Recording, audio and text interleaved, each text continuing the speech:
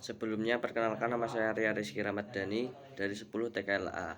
Di sini saya akan menjelaskan tentang masa Islam Kerajaan Demak. Kerajaan Demak berdiri pada awal abad ke-16, didirikan oleh Raden Parta, salah satu putra dari Majapahit, dari istri raja yang berasal dari Cina.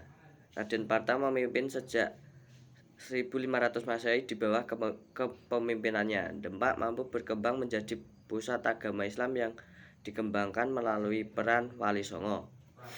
Pasca meninggalnya Raden Parta pada tahun 1518 Masehi, Kesultanan Demak diambil alih oleh putranya yang bernama Adipati Unus.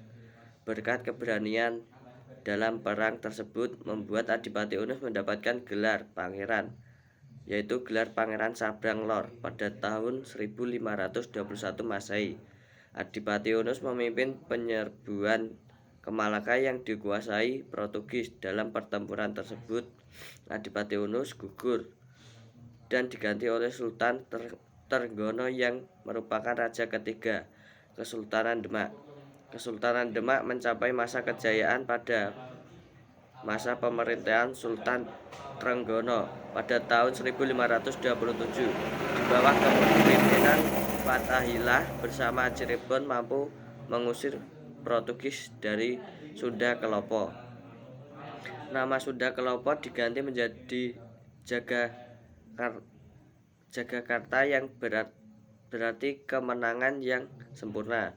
Pada tahun 1546, Demak melakukan penyerangan ke Panarukan, Situ Bondo yang dikuasai kerajaan Blambang. Sultan Trenggono tewas terbunuh dalam pertempuran tersebut. Pasca terbunuhnya Sultan Trenggono, perpindahan kekuasaan ke anaknya tidak berjalan mulus, yaitu Sultan Pawarta membunuh Pangeran Surowiyoto yang menyebabkan suratnya didukung pada Surowiyoto. Pangeran memindahkan pusat kerajaan ke Pati. Masa kekuasaan Sunan Partai tidak berlangsung lama. Setelah Arya Penangsang, putra dari Surowiyoto, melakukan pembunuhan terhadap Sunan Pawarta pada tahun 1549 Masehi.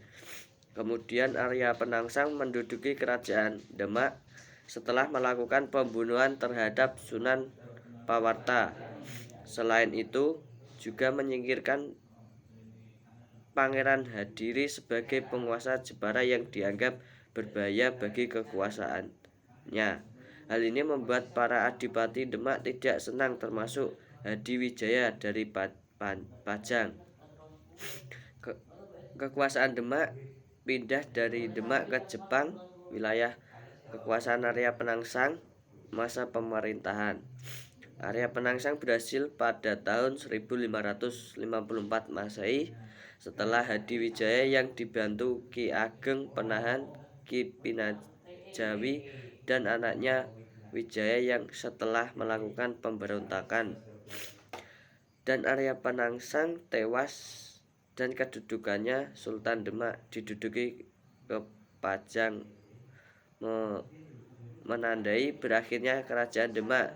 Kemudian setelah itu kekuasaan Demak peninggalan yang pertama, Soko Tatal, yang berbentuk tiang penyangga dari Masjid Agung Demak.